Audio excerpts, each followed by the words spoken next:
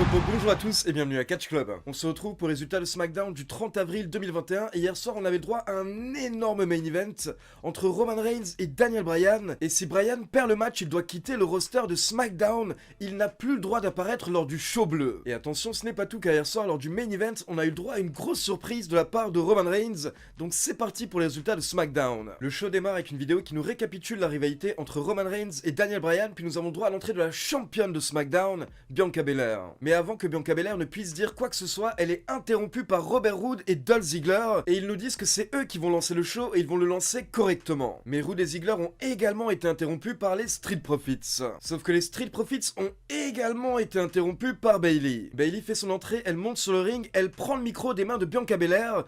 Et là, Bayley commence à rire, à rigoler à la gueule de Bianca Belair. Donc encore une fois, comme la semaine dernière, elle se fout de sa gueule. Donc forcément, au bout d'un moment, la championne de SmackDown n'en peut plus, elle se jette sur Bayley.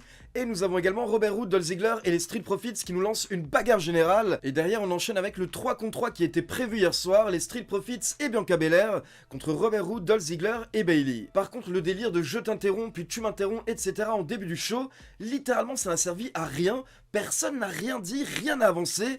Mais par contre, on a perdu 10 minutes. Pour tout vous dire, derrière, on a le droit à un match de 7 minutes 45. Donc le match était plus court que tout le segment de début de show qui n'a quasiment servi à rien. Et le match se termine avec Bianca Belair qui fouette Robert Roode avec sa natte. Puis les Street Profits s'enchaînent avec un Spinebuster de Dawkins, puis un splash de la 3ème corde de Montesford pour la victoire. Puis on passe en coulisses et on retrouve Kayla Braxton pour une interview avec Daniel Bryan. Kayla Braxton demande à Daniel Bryan comment il se sent par rapport au fait de devoir mettre sa carrière en jeu ce soir lors du main event de SmackDown. Daniel Bryan répond qu'il se sent bien, il a confiance en lui et il nous rappelle qu'il a déjà battu Roman Reigns par soumission, donc s'il a fait abandonner une fois, il peut le refaire. Puis Bryan nous dit que quand il va remporter le titre universel, son premier challenger sera Cesaro, parce que Cesaro n'a jamais d'opportunité, donc Daniel Bryan veut absolument défendre le titre contre lui. Ensuite, on retrouve Seth Rollins qui nous donne ses prédictions, ses pronos pour le main event de ce soir. Et déjà, Rollins rigole, il dit que ça le fait rire que Daniel Bryan veut donner une chance au titre à une blague comme Cesaro. Mais malgré tout, Seth Rollins prédit une victoire de Daniel Bryan lors du main event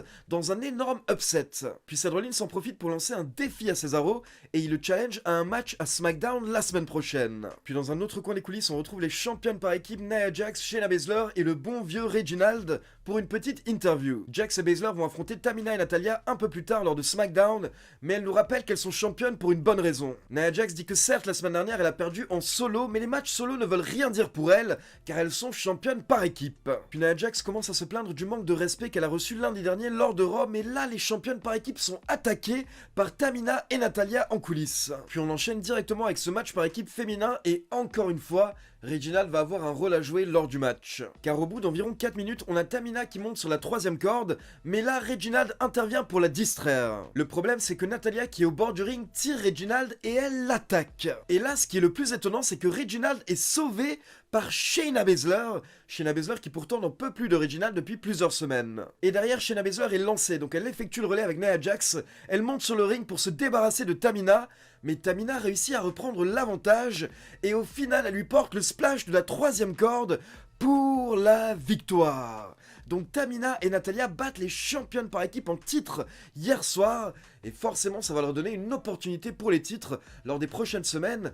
Pourquoi pas lors de WrestleMania Backlash. Ensuite, nous avons Nakamura qui donne son prono pour le main event, et Nakamura mise sur une victoire de Daniel Bryan, mais il précise que si Roman Reigns conserve son titre, alors Nakamura sera là pour l'attendre et l'accueillir. Et durant la soirée, on va avoir le droit à une dizaine de catcheurs qui vont donner leur prono pour le main event, des catcheurs de Raw, des catcheurs de SmackDown, et même des légendes comme Booker T. Puis on passe en coulisses, on a le droit à une petite interview des Mysterio père et fils. On a eu 2 minutes de Dominique qui nous a expliqué que son père était un super-héros, il l'admirait, il l'aimait comme jamais, etc. Puis les Mysterio mentionnent qu'ils sont en bonne position pour potentiellement recevoir un match pour les titres par équipe prochainement, et ils expliquent que ce serait un rêve et une première dans l'histoire de la WWE de devenir champion par équipe en étant père et fils. Et comme vous le savez, la WWE adore battre des records et faire des choses historiques, donc clairement je pense que les Mysterio vont remporter le titre par équipe lors des prochains mois. Ensuite nous avons droit à une nouvelle vignette de Aleister Black. Donc on retrouve Aleister Black dans cette salle très sombre entourée par des bougies. Et Aleister Black nous dit: vous me regardez,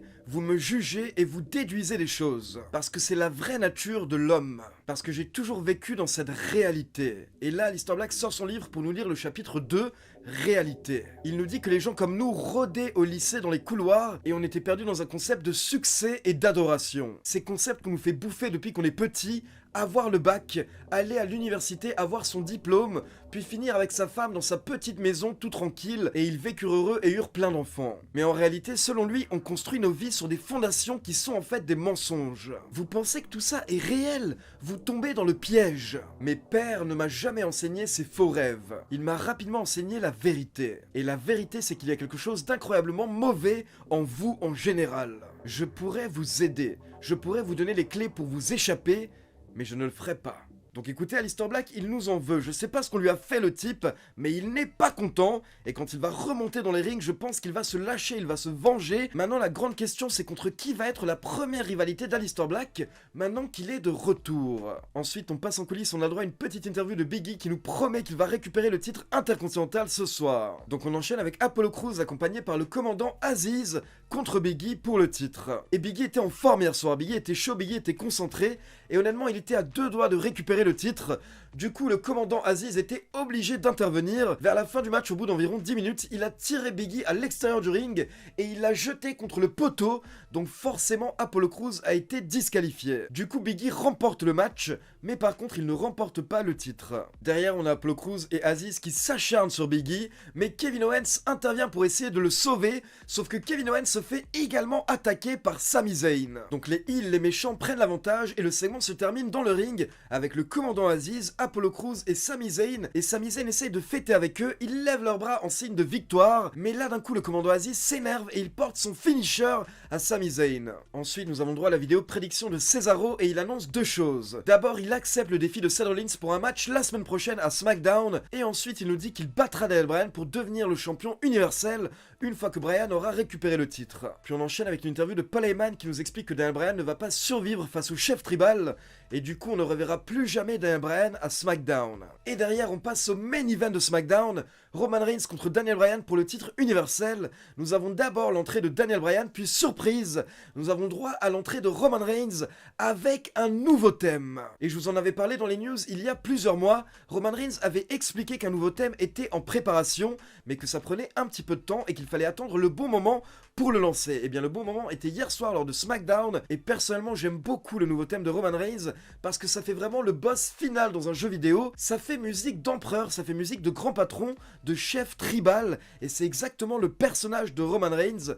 Par contre, je trouve malheureusement qu'il n'y a pas vraiment de touche Samoa dans la musique de Roman Reigns, et ça c'est un petit peu dommage. Ça aurait été bien d'avoir une touche ou deux qui rappelle ses origines, notamment par exemple au niveau des percussions. Et derrière, tout simplement pour vous décrire le match, on a eu le droit à un énorme main event, potentiellement le meilleur match de SmackDown de l'année pour le moment. Et on pouvait s'en douter rien qu'au niveau du timing, car les catcheurs ont fait leur entrée aux alentours de 3h15 hier soir, ce qui voulait dire que la WWE donnait 3 quarts d'heure, 45 minutes au main event hier soir. Quand je dis 45 minutes, je parle en comptant les entrées et également ce qui s'est passé après le match. Et ce qui était beau, c'est que c'était un match clean, c'était un match sans intervention, où on a vraiment pu voir pour une fois ce que vaut le chef tribal, ce que vaut Roman Reigns face à un Daniel Bryan qui était au top de sa forme. Et à côté de ça, Daniel Bryan avait un plan pendant tout le match, il travaillait sur le bras de Roman Reigns, ce qui l'empêchait par exemple de porter un Superman Punch à fond, ou encore de pouvoir porter normalement sa guillotine choke, son finisher, sa soumission. Et Daniel Bryan a tout essayé hier soir, il a tenté son running knee, il a tenté le yes lock, mais à chaque fois Roman Reigns réussissait à s'en sortir d'une manière ou d'une autre. Malgré tout, Daniel Bryan a continué, il a persévéré, il a à nouveau porté son yes lock à la fin du match, mais encore une fois Roman Reigns a réussi à s'en sortir grâce à sa force, puis derrière il s'est acharné sur Daniel Bryan avec des coups très violents, puis 2 powerbombs, et au final, il a terminé le travail avec sa guillotine choke, mais pas avec son bras droit, avec son bras gauche, donc le bras qui n'était pas blessé. Roman Reigns termine le travail avec sa prise de soumission pour la victoire. Donc Roman Reigns remporte le main event en quasiment 28 minutes, et ça veut dire que la carrière de Daniel Bryan à SmackDown prend fin, et dorénavant Daniel Bryan n'a plus le droit d'apparaître à SmackDown. Mais attention, ce n'est pas terminé, car comme l'a précisé Roman Reigns la semaine dernière, il n'aime pas Daniel Bryan et il ne l'a jamais aimé. Donc Roman Reigns sort du ring, et il va chercher 2 chaises, car apparemment Roman Reigns souhaite porter un concerto à Daniel Bryan, mais heureusement Bryan est sauvé par l'arrivée de Cesaro. Cesaro qui débarque tel un super-héros pour sauver Daniel Bryan et attaquer Roman Reigns. Si on avait du public à ce moment-là, il aurait eu une énorme pop, mais là d'un coup Cesaro se fait attaquer par Jey Uso, car bien entendu Roman Reigns a également son garde du corps, il a également son serviteur, Jey Uso est toujours là pour sauver son cousin. Donc Jey Uso attaque Cesaro puis il l'attache, il le bloque dans les cordes, ce qui fait que Cesaro est forcé de regarder pendant que Roman Reigns porte un concerto à Daniel Bryan. Donc le show se termine avec le chef tribal plus dominant que jamais et Cesaro qui est en train de gueuler en disant que Roman Reigns va le payer. Maintenant, ce que je tiens à souligner, c'est que dorénavant Daniel Bryan est banni de SmackDown, mais ça ne veut pas dire qu'il ne peut pas catcher aux autres shows. Donc l'une des possibilités les plus logiques selon moi, c'est que Daniel Bryan prenne quelques semaines de repos et que derrière il réapparaisse mais du côté de Raw ou pourquoi pas du côté de NXT. Donc voilà, c'est tout pour les résultats de SmackDown. Maintenant comme d'habitude c'est à vous, n'hésitez pas à me laisser vos avis dans les commentaires. Selon vous, quelle va être la suite pour Daniel Bryan? Et comme d'habitude, n'oubliez pas de liker la vidéo, de vous abonner à la chaîne et de cliquer sur la petite cloche pour être informé de la sortie des prochaines vidéos. Ciao tout le monde!